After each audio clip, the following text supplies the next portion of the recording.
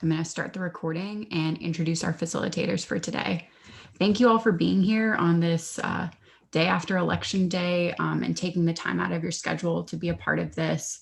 We've been receiving requests for this topic for several months now, and I'm so glad that we've been able to partner with these three facilitators from UNC-Chapel Hill to talk more about teaching online and how it's been this semester. I do want to introduce the three of them, starting with Jade Bruno.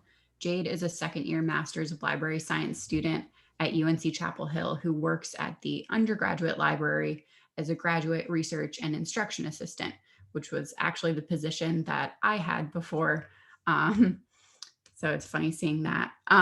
Within academic libraries, she's primarily interested in instruction and implementing equitable, inclusive pedagogy, as well as participating in collaborations with other student success departments across campus. As a first-gen grad student herself, she has a strong interest in working with traditionally underserved and marginalized groups of students and takes an assets-based approach to her practice.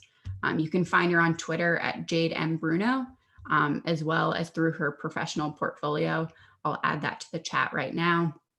Jade's pronouns are she, her, hers. Nancy Lovas is the entrepreneurship and business librarian at UNC-Chapel Hill, where she explores her professional interests of instruction, inclusion, and equity in libraries and critical librarianship. Her best days include a walk outside and a strong cup of tea.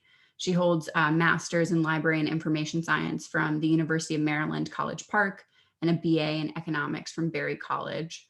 You can find her on Twitter at EntreBizLib and writing in the Biz Laboratory blog with two other business librarians. Her pronouns are she, her, hers. And lastly, we have Kristan Shawgo, who is the liaison to the departments and centers of public policy, sexuality studies, sociology, women's and gender studies, the Carolina Women's Center, and the LGBTQ Center at UNC-Chapel Hill. She is on the University Libraries IDEA, Inclusion, Diversity, Equity, and Accessibility Council, and is the chair of their Action Committee. She holds a Master's of Library Science from UNC-Chapel Hill and an MSW from the University of Illinois, Chicago, and a BA in Sociology and Psychology with a concentration in Women's Studies from Drake University. And her pronouns are also she, her, hers. And with that, I will have the three of them take it away. Good afternoon, everyone. As Devin said, I'm Nancy Lovas, and we're testing out the Google Slides closed captioning. Since I'm presenting the slides, it's hearing me speak, but I'm not sure that it'll capture Jade and Kristan's words, but we'll see how that goes. And our webinar is Inclusive Online Instruction. So I love dinner parties and picnics, reading Regency romance novels, and in pandemic times, I have been creative in the kitchen, cooking and baking different things.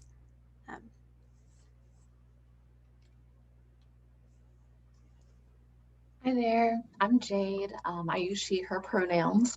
One of the reasons why I think it's important not just to do formal introductions, but also to do these kind of humanizing introductions is just because we can really get stuck behind the scenes sometimes as, capital P professionals, and just making it known to your students and your participants and your learners that we're real people too, that exist outside of the classroom is important. So I'm an NC native. I'm from a very small town called Rural Hall in Forsyth County, but I've lived in Durham actually most of my life at this point. I consider myself a houseplant aficionado. I don't know if everyone would agree. I do have a few dead plants at this point. I'm a first generation student and a strong advocate for the needs of other first generation students. And I've heard a lot at this point about Nancy's dinner parties, and I am very ready to vie for an invite to one of those once we get beyond these COVID times. Hi, everybody. I'm Kristan Shawgo. I'm a social sciences librarian at UNC-Chapel Hill. I like to do a lot of things when I'm not at work, including knitting. I love to watch Schitt's Creek, and my favorite kind of old school now, I guess, television show is Buffy the Vampire Slayer. I love listening to podcasts while I work on jigsaw puzzles. And I've been making a lot of gluten-free cookies. And I'm going to ask Jade for a plant advice because I am a plant killer, but I just have a strong desire to have a house filled with plants. Yeah.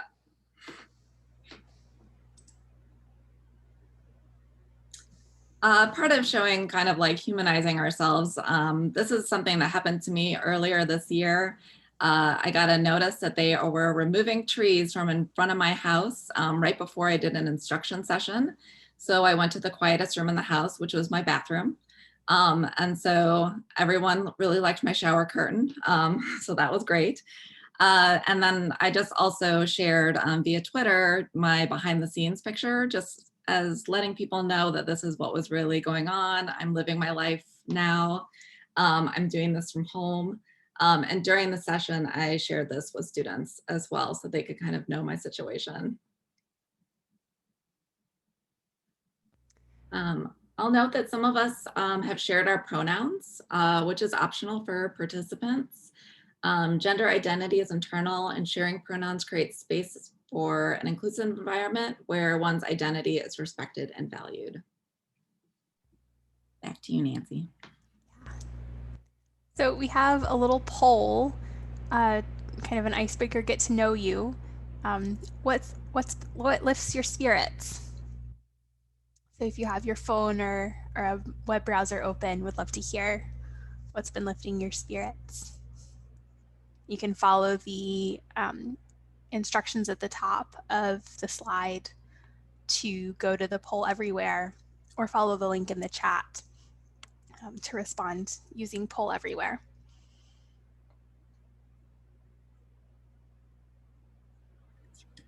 We're also getting some responses in the chat, so I'll read those off. We've got blue skies and sunshine, music, and someone wrote my daughter.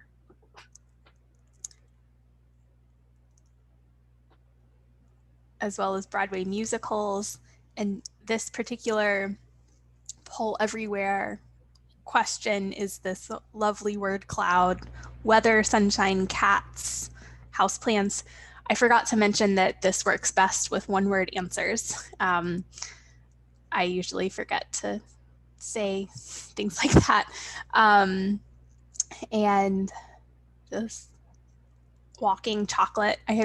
I bought a whole bag of Reese's peanut butter cups at Aldi Monday night, and I think I have eaten about half of the bag in the last 36 hours. And I really like to do a completely non-instruction related icebreaker at the beginning of my sections, just because there's such a strong evidence behind the fact that there's a huge affective or emotional component to learning that a lot of people just either don't think that they have time for or think is tangential to learning.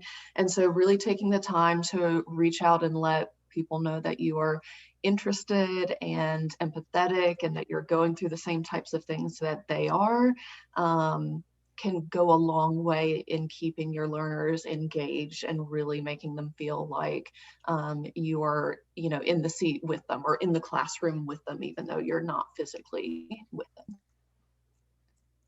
And I want to point out that we have a huge shout out to cats here. So we're staying with our librarian stereotypes right now. Yes. All right, I'm going to move along to the next slide. Thank you for sharing what lifts your spirits.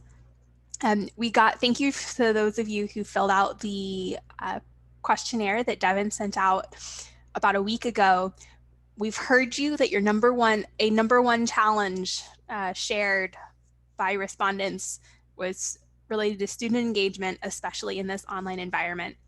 And so as we've already seen, using a poll icebreaker like we just did can bring some of that engagement into this online environment, as well as responding verbally to the answers that you're seeing either in the Zoom chat or on the poll screen as they're popping up. So hopefully we'll see this student engagement as a recurring theme throughout the rest of our time together. As we are as I'm giving the rest of the kind of intro material, feel free in the chat to please introduce yourself with your name, your pronouns if you like, perhaps your job title and your location or your library. It would be great to see some names and I would say see names and faces, but I don't see your faces in the chat. So yeah, please feel free to do that as we continue the intro material. So the agenda for today, we're already halfway through the introduction and takeaways. Jade will take a few minutes to talk about a framework for inclusive teaching. Kristan and Jade will go through some different learning activities and tools for online instruction, as well as how to communicate with faculty when approaching one-shots or workshop opportunities online. At the end, we'll finish up with hearing from y'all about your hot tips for online instruction, as well as the epic fails that we may have experienced throughout the last 8 months, 10 months, million years of this remote online instruction. And the takeaways for this webinar, by the end of it, you'll have learned about some easy to use tools to create an inclusive class environment. We hope that you will gather ideas for online learning activities. You'll see some different activities and tools being modeled. And at the end, we'll leave you with some recommendations for further learning. All right, Jade. All right. So we're starting off with a framework for inclusive teaching. I understand that many of us may have maybe many years out of school, may have learned on the job. And so the pedagogy portion of this may be something that you're either intimately familiar with or maybe something that's a little bit fuzzier, but wherever you're coming from is perfectly fine because we all bring a really wide range of experiences to the table. But the groundwork and the framework and the theory behind it kind of tells us why it's important to practice inclusive teaching. So we're just going to do a very quick rundown of some of the kind of the most basics. We're not getting into the very deep end of pedagogical theory or anything like that. But it's important to understand what works, why it works. So the 3 core principles for inclusive teaching, and I borrowed this and have credits at the very end. This is from Vijay Sathi and Kelly Hogan, who are from UNC-Chapel Hill and have an entire kind of, I would call it maybe a consulting center for inclusive teaching. Are that inclusive teaching is a mindset, so not just a set of tools or a set of practices, but something that you fully integrate into your pedagogical practice and something that you really embed as a mindset. And they really focus on structure as well. So the more structure, the better for all students. So not just students who have been traditionally underserved or students who have struggled, but it really means that you're helping those students certainly, but every student is going to do better the more structure, the more planning, the more intentionality you bring to your teaching. And the flip side of that is that too little structure leaves too many students behind. Shooting for, of course, 100% students reached is something that can seem like a lofty goal sometimes, but we don't want to leave any students behind.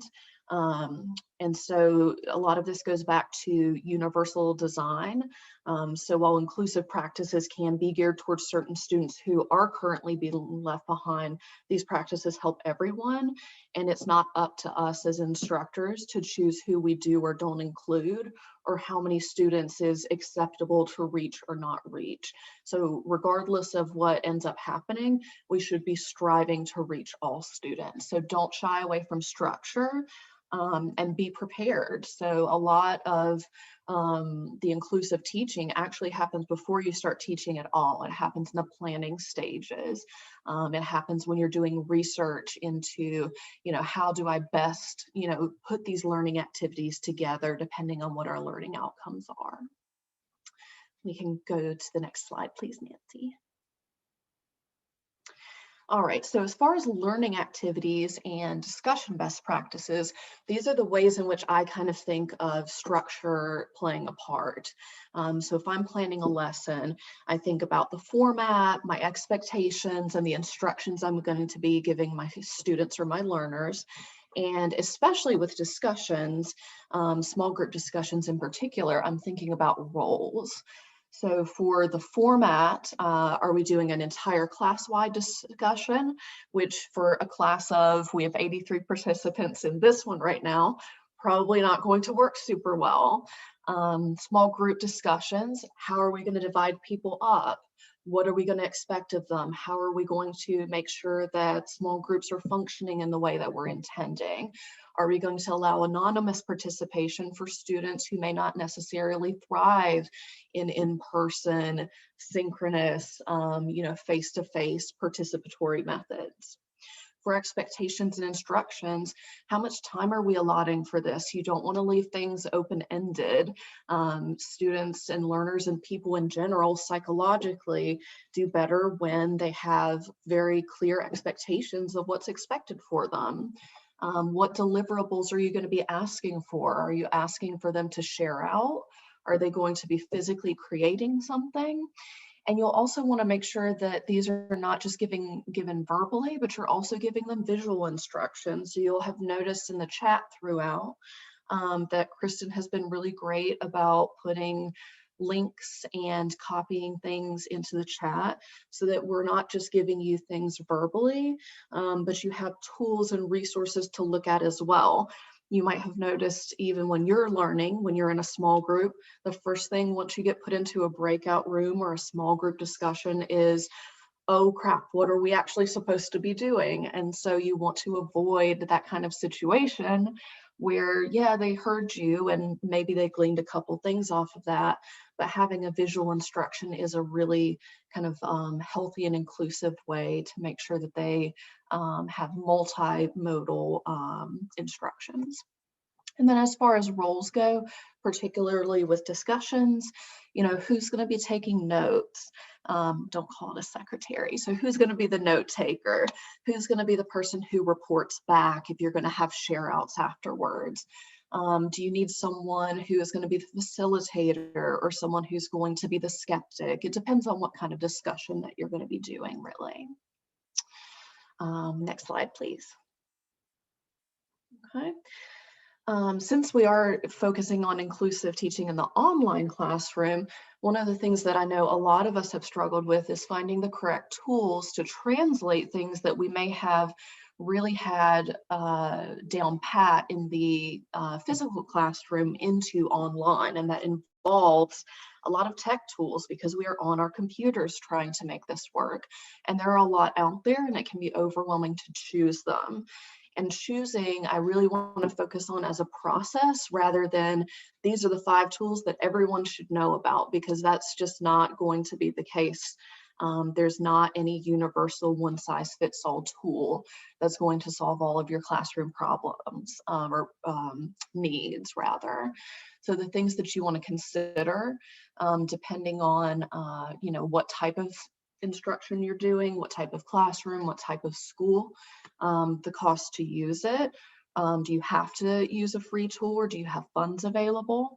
Does it require students to create an account is a big one. And that goes into the next one with data privacy concerns. So if students are required to create an account, even if it's free, how much of their information are they giving away? And is there an opportunity to opt out for them? So if you're requiring them to create an account and the account requires them to give up some of their personal information, is it equitable to force them to do that in order to participate in your learning activities in your classroom? And that's something that gets overlooked a lot of the time, unfortunately. And as instructors, that's something that we need to be looking into ahead of time when we're doing our planning and not just choosing a tool out of a toolkit because another colleague uses it or it's been recommended in a blog or something. We need to do our due diligence ahead of time and look into privacy concerns to protect our learners and our students so that the onus and the burden is not on them. And then of course, how much of a learning curve does it have? The vast majority of us do one-shot, one-off library instruction sessions. And so how much of your time spent in your session is going to be spent fiddling around and trying to get the lay of the land on whatever tool you're using. Okay. Next slide, please. Backwards design is also important. So when you're choosing tools, you want to make sure that you're doing it in the right direction. So you want to go ahead and identify what you want your students to get out of it, so the learning outcome, and pick a tool that matches up with that, rather than saying, hey, I really want to use this tool. How is that going to fit in with a learning outcome? So we want to make sure that we are picking what we want them to learn and then finding a tool to match that. Okay, so in order to do that, our next slide is going to have an activity that we're going to spend maybe 10 to 15 minutes on. And I want to model kind of this process to you with how I went about designing this activity for us. So the learning outcome, so what I want you all to get out of this is we're going to use an existing resource that I've selected to demonstrate using this backwards design principle to select an appropriate learning activity, discussion protocol, and or tech tool, depending on what you decide you want to focus on. So you'll be doing these individually. So just start thinking about maybe a classroom scenario, a type of discussion, some sort of activity that you're trying to do online that you're maybe having a little bit of trouble or some challenges translating into an online format. You will have 5 minutes to go through this, but I will model it first. And the format or strategy is interactive modeling. So I'll go through it, you'll go through it, and then we'll have one of you share out. We're also assigning roles. So I will be the modeler initially. Each of you as participants will engage on your own, and then I will be assigning a reporter to report back. Now, assigning roles ahead of time is one of my favorite and one of my I'm most passionate about strategies, because it helps mitigate the anxiety of this last minute calling on after people have already come back. Because a lot of people who are either introverts or a little checked out because of the Zoom environment or even in person, that can really create a lot of anxiety, being told, in the moment, hey, what did you do? So in order to do that, we're just going to have one share out for the purposes of time. What I would like everyone to do in the chat, okay, so in the chat, I want to hear from anyone who has a November birthday to put their November birthday in the chat. Don't need to know the year, just the day of the month. Okay, so we've got 76 participants. So hopefully at least a couple people have a November birthday. So I'll go ahead and allow you all to a couple minutes to do that. Hopefully less than a minute. This is often easier with smaller groups. In a very large group online, it can be a lot more difficult to actually do that. And when you're doing this, it needs to be random, but also quick, so it's not taking up a lot of time. A really popular method that I've seen used in particular at UNC is whoever has the hometown that's farthest away.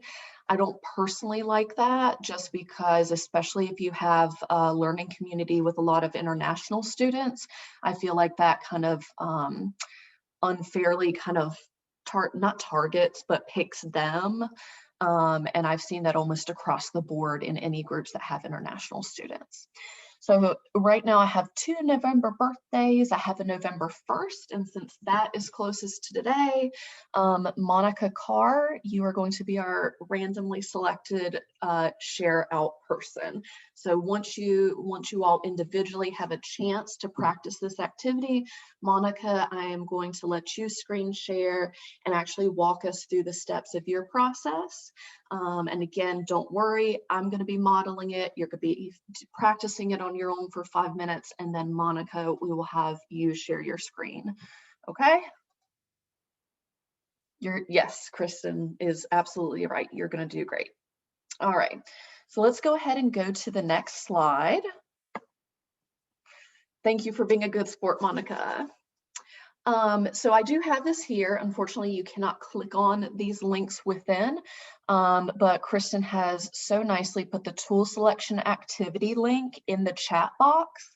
And if you have our webinar group doc up as well, it is in the links for the day section, the tool selection activity. So that's that go.unc.edu/tool selector. Okay. And then I am going to go ahead and request to share my screen so that I can walk you through this. Okay.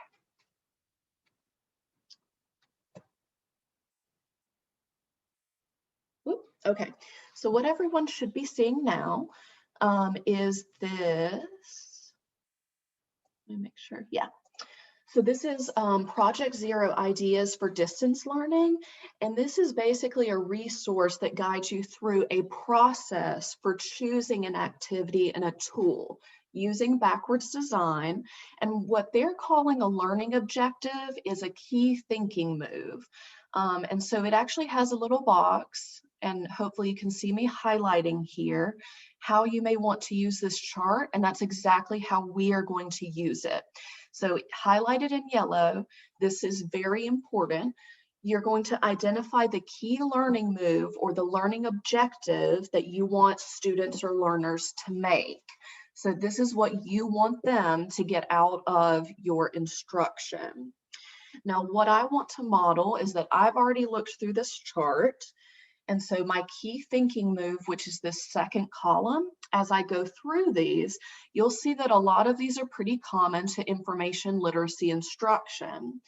I'm scrolling all the way down to the bottom of this first section where it says monitoring, identification of bias, and raising questions. So that's a lot of what I ask of my students in information literacy instruction is identification of bias. And so looking at the leftmost column now, and I'm going back up so you can see the header, it has a name of a routine or protocol. And what it means by routine or protocol is this is the learning activity, what they're actually going to be doing. So I'm going to go ahead and click on this red light, yellow light so that you can see what I have selected based on my learning outcome. Okay. So this has an entire resource on a routine focusing students on signs of puzzles of truth. So you would be working, for example, with some sort of document like a newspaper, a news article, something that you want your students to be evaluating for things like objectivity, neutrality, signs of bias, things that we encounter all the time. And then the students go through things and identify red light sections, yellow light sections, things that stick out to them as things that might have some potential bias. And then eventually you come back together and kind of coalesce and figure out what everyone has. I'm not going to go into too much detail because it's really the process that I want you to get a handle on. So backwards design, we have the learning objective. From there, we're going to the actual activity, and from there, we can find a tool that would be most appropriate. Now, all of these in particular from this toolkit have good options for translating to online. So this one involves a whiteboard. There are a lot of different online whiteboard tools that you can use, okay? Now, what I'm going to do is go back to my resource sheet because the last column on this is online tool suggestions, okay? And so for my identification of bias, that's my learning objective, my red light, yellow light activity, some of the suggested tools here are annotation tools to make it easier for students who are in the remote environment online to use in text or in website annotations so that they can do it without having to put everything jumbled together in like a communal document, which is another option you can use. But for instance, I have personally had many professors use Hypothesis, and it's very user-friendly, and it allows you to create classes and group annotations very easily. That's one that you as an instructor would want to explore ahead of time, of course, just to familiarize yourself. But basically, this is the process that I, would go through when I was choosing an activity and a tool. Okay. Now I want to go ahead and give each of you 5 minutes to do that process on your own from this resource from here. You could do this with any resource or even without one, as long as you're going through that mindset and that process on your own. So it's 2:30 right now. We have you until 2:35, which I understand is not a terribly long time. We just want to go through kind of like the basic steps. And if you have questions about that for me or for any of the other facilitators, you can put those in the chat. And then we will hear from Monica on their process and see what they came up with. Okay? All right. And I will be monitoring chat for questions.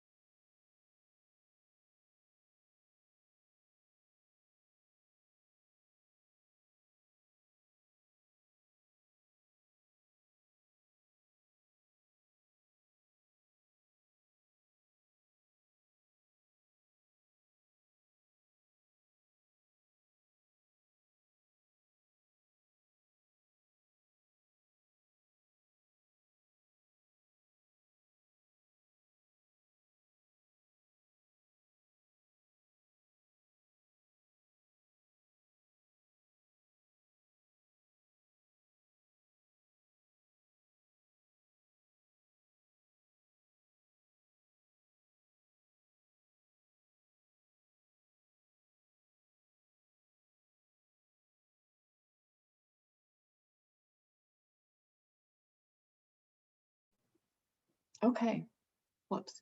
I would not normally pick one with a police siren at the end. That was poor planning. All right, can you all hear me? Okay, you didn't hear it, perfect. All right, so one of the things that I wanted to share is just also flexibility and willing to roll with the punches. Monica had a couple little tech difficulties with opening some of the things. Normally, if we had a smaller session, we're actually going through small group activities. Ideally, you know, with structure and pre-planning, we would hopefully be able to reach out to either a classroom instructor or whomever to see what everyone's tech capacity is, what kind of computers or browsers they're running, and things like that. That's not always going to be able to be the case. So Monica, you are released from your obligation to share out. I don't want to stress you out by trying to do things halfway, but that's just something that happens, and we're not always going to be able to anticipate, you know, things that are going to crop up like that. But as much planning as you can do to anticipate things like that, coordinating with instructors ahead of time if you're working with instructors, asking if there are tech needs, asking if there are accommodations so that you can anticipate those, anything so that you don't have last minute things pop up. You're always going to have sometimes last minute things pop up, but just anything you can do to minimize those. So we're just learning in progress here. So I will go ahead, I believe that's the end of mine, and turn it back over.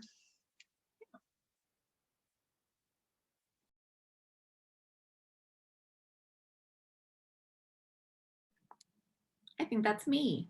Nancy, can you go ahead to the next slide? So I don't mean to scare you. We're not going into breakout rooms, so no one panic. But breakout rooms are a really good tool to use in the classroom.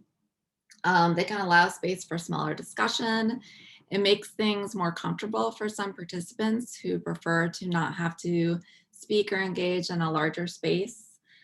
3 to 4 participants, or 3 to 5, I would say, are actually pretty ideal. And you can divide these up yourselves as long as you have control of the breakout room functions. Usually you need to be a host or a co-host to do that. Or you could alternatively ask the instructor you're working with to divide students up into breakout rooms. And I've done either, and it works really well either way. Yeah, I guess you can go to the next slide. So shared Google documents. I love a shared Google document. Anyone who works with me knows how much I love Google Docs. They can be used in a variety of ways. So one way we're already using them is our shared doc that we have as a large group together, where we've got our links, our agenda, and where you can be putting things, notes in there throughout the session. So you can do that in a large group space. You can also do that after you put students into breakout rooms. So both of these activities that I'm going to show you, you can go ahead and click on the link, Nancy. Both of the activities I'm going to show you are ones that I used to do in person, and I've modified them for online instruction. So this one's called Discovering Library Resources Exercise. I divide students up into breakout rooms and groups, and I then give them information. Do you mind panning down just a smidge, Nancy? Okay. So in the breakout room, it'll have instructions. So it'll say, like, this is your breakout room. Like, so this is your room number. You're going to choose a database from this place, and then a topic. So these first two are from a Women's and Gender Studies capstone class I did. And the second one, or the last one, is from a class on sex and gender and sociology. So I put a topic in. This is a great time to think about how to be inclusive in your instruction and have students think critically about a topic. So I put these topics in here, and I give them full instructions about how they can go through this resource, search their topic, and think about some questions. And I let them know before they even go into the rooms for this process of, like, this is going to be a modified think pair share, really like a think group share. And so I am going to let them know that someone's going to need to share when we come back. So just kind of giving people that heads up, that warning. Normally with this, what I did in person and I do online is I say, why don't you share? Why don't you have a couple people in your group share? So it's not as intimidating to have one person out there. And I give them the option to share verbally or the option to share their screen and walk their fellow students through this. The last class I did this in, everyone shared their screen. They were like, oh yeah, I want to demo how I did this. And they came up with great things. And it's a really nice exercise to kind of show students that they already have these skills. So they may be worried about and like feeling trepidation about going in and trying these databases, but having them work on this in a group together, they can learn from each other. They can realize that they already know how to do this work, and then they can share with the group what they found. So I love this. I love this exercise. It's really excellent. All right, Nancy, if you don't mind going back. So another one I used to do in person, and I used to actually hand out open concept maps if students wanted them, or they could work on them on their computers. But concept mapping, it's just a nice brainstorming exercise. I use it a lot for classes who are doing like a big research project and they're developing their topics. And so I get them to do this, to think about how they're going to branch out from their topic, what they may need to actually eliminate, what they don't actually have time or mental space to go ahead and research and fit into their papers. So it's a really excellent tool. So I have, again, if you go onto that link, you don't have to do that, Nancy, but if folks want to go into that link, you can see I put instructions in there and I send people off into breakout rooms. This can either be done as individual people are doing their concept maps once they're into a breakout room, or a group is doing it. So I've done that either way. And then I just set up a spreadsheet that has this concept map template. And then I set up different pages and say, if you're doing this individually, you can go ahead and rename your page that has your concept map on it with your name. And then you can go back and access that later. So that's an exercise I use using Google Docs.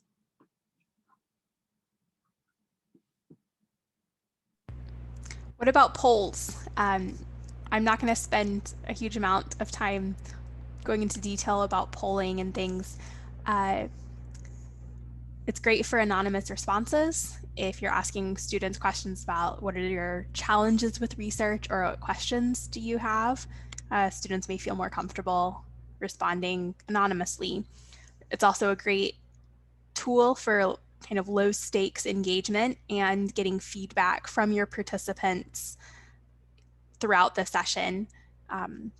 So you may have noticed at the beginning of our session this afternoon, we had an icebreaker poll, and then in just a few minutes, we'll have another poll for one of our other topics, sharing our epic fails of teaching. Epic feels. This is an interesting closed captioning. All right. So poll tools can include Poll Everywhere and Mentimeter as examples.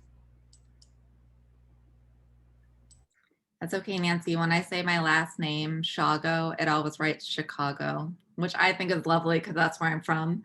But yeah, it doesn't capture things quite right. So communicating with faculty. At the UNC libraries, we actually have an instruction community of practice where we meet and we kind of go over some of these techniques and ideas. And as we were preparing for the fall, we thought, let's put together a list of things that we should think about when we're communicating with faculty and setting up instruction. I personally found myself sending many an email to people and being like, oh, one more question. And so I realized it would be nice to kind of know this information outright. So first question being, do you want a synchronous or asynchronous session? Synchronous, just knowing what your capabilities are. Can you share your screen? I once went into a session and I did not know that chat was completely disabled, and I was planning on like sending people links that way, and I had like ways I was going to ask students questions that way, and so I had to kind of revise what I was doing. So having as much of that information beforehand is helpful.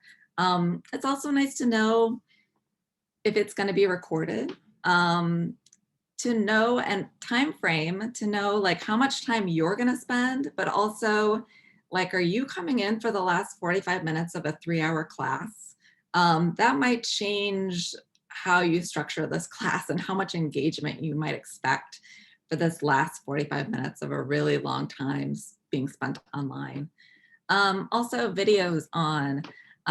I taught recently with a colleague who does not normally do instruction, and afterwards she wrote to me and she said, are people's videos normally off like that? And I said, yes, you students are usually not on video. It can feel like you're talking into the void, but knowing that ahead of time can kind of mentally prepare you for that possibility and what you're going to be looking at. And then in terms of asynchronous, it's things that you would also ask with your synchronous instruction, things like what key skills or knowledge do you want covered, but also we normally do activities in class. We're not going to be there.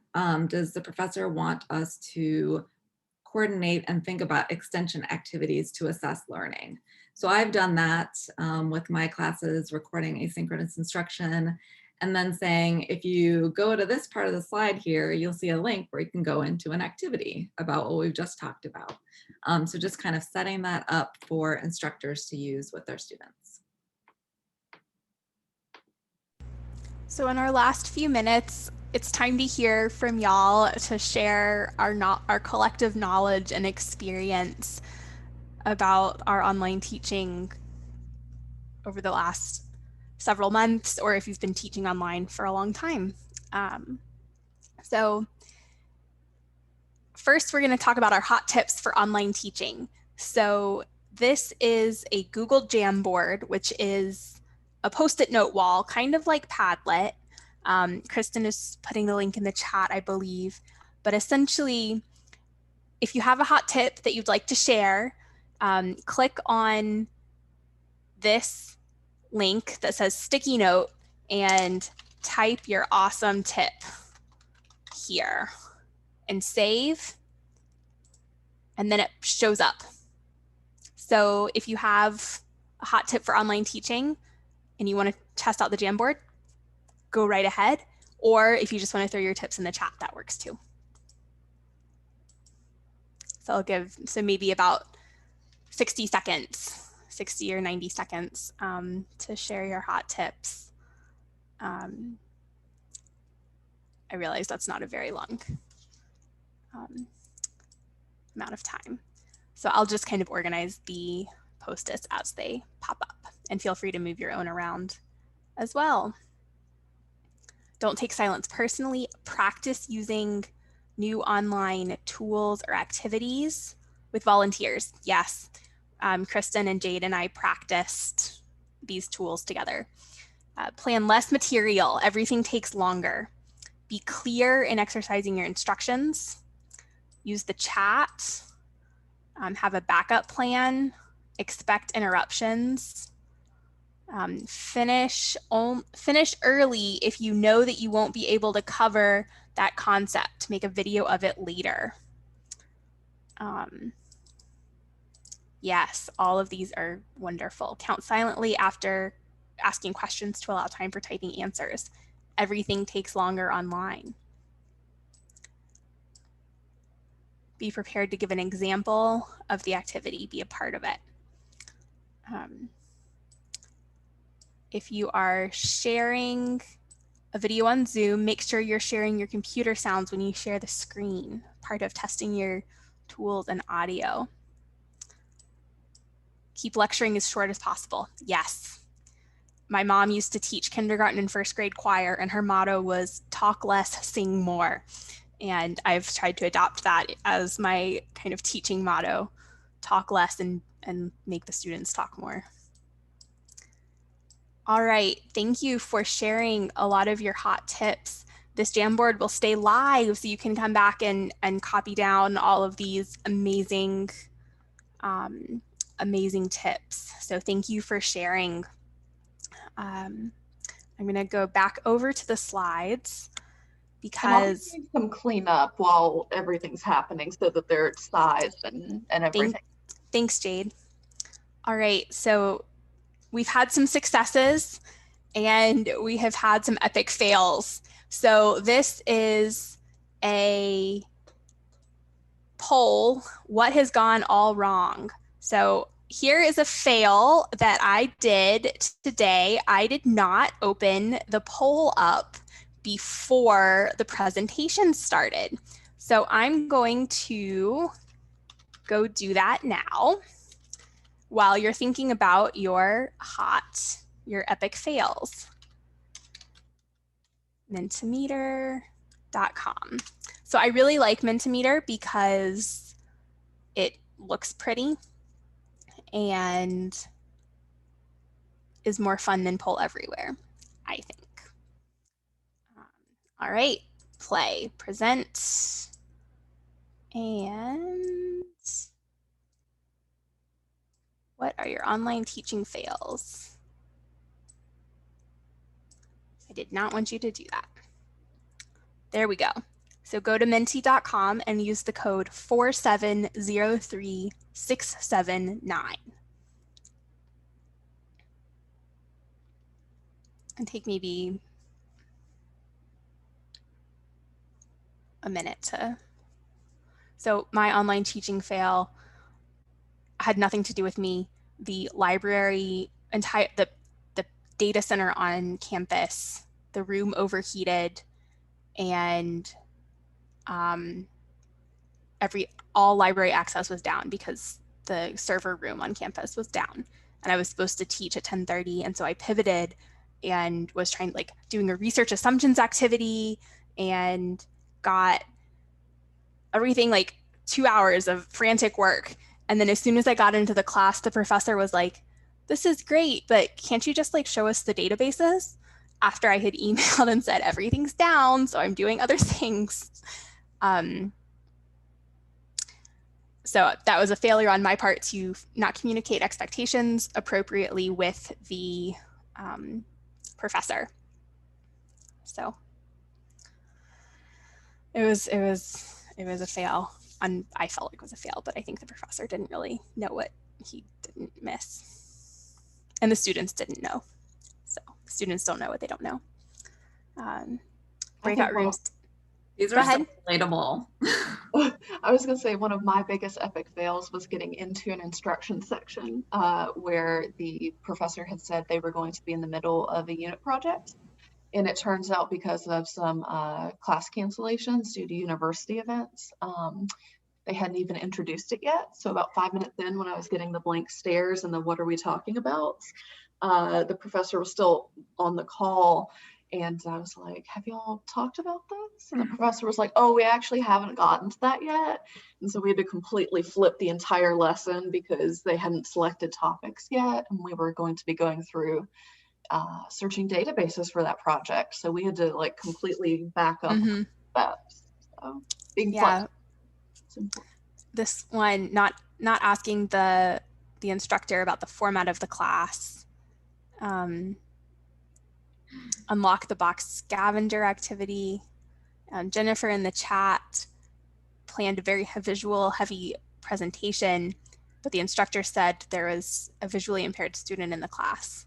So that's, but upside, Jennifer got to meet the student's dog, service dog. Very cool. Yeah. So when I do a Menti poll like this, I can download the responses, and I've used them in the past to kind of at the end of the semester look back over my sessions and reflect on what worked and what didn't work. And so Mentimeter has added different slides and formats, and I think it just looks prettier than Poll Everywhere. I agree. I'm becoming a convert, Nancy. There's a lot of different options for polling questions. Thank you so much for sharing your epic fails, both in the Menti poll and in the chat. I am going to minimize the poll and so you've all been responding via chat at times to questions that we've asked. Chat can be such an important tool for engaging with students, getting questions, getting feedback, things like that. Again, sharing links. So that's why this is here. This slide is here. These are some learning resources that you can access in the slides and different things.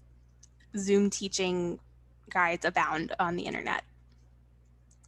And the Vijayasathi and Kelly Hogan's toolkit, Inclusive Ed. I will note that a lot of the terminology in some of these say protocols, and even when I ran these by Nancy and Kristan, they were like, protocols for what? So that's very like formal, like academic speak. Protocols usually just mean strategies, and so don't let that throw you off in any of the links where it says protocols, because it's yeah. So thanks. I think we have a couple minutes for questions. Is that right, Devin? Yeah, you have a couple of minutes. Feel free to unmute or throw your questions in the chat.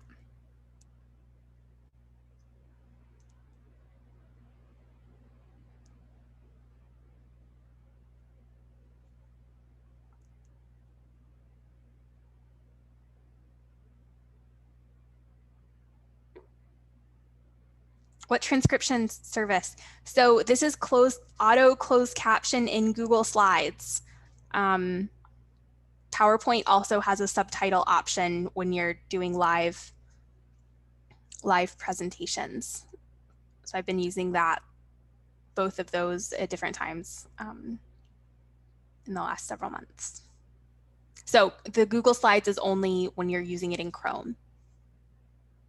And there are options for doing if you're using Zoom or another program like that. You just need to set up your account so that you can display closed captions.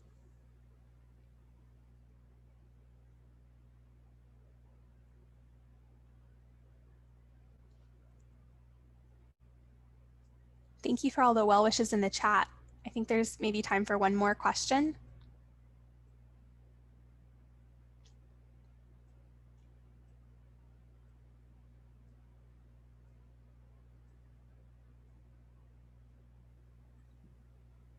I wanted to say a quick thing. Something we've been working on that we've talked about, silence. Silence isn't bad. So I actually will be silent for at least 15 seconds, which I count out in my head.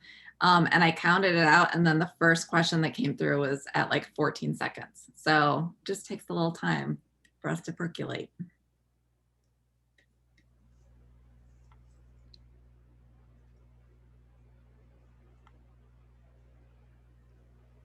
I think that's time for us. So thank you, everybody. I think Devin Thank you so much. to say. And I don't want to miss that we have several slides of additional reading materials. Some of them are very short. It's not like all of them are super long books. So if you want to read up on some additional strategies, discussion protocols, small group activities and things like that, there's quite a bit in the final slides as well. Yeah, thank you all so much. I can't wait to dive into all the links and resources that you've shared. Everyone keep an eye out for a follow-up email later today once my Zoom recording has loaded and is ready to share and has that audio transcript. I'll be sure to include a bunch of the links that Kristan, Nancy, and Jade have put together so that we have all the materials wrangled. And if you have any questions, feel free to reach out. I see that everyone's shared their contact information there. And have a great rest of your Wednesday. I'm so glad that we've all been able to gather for this. Thank you. Thanks, everybody.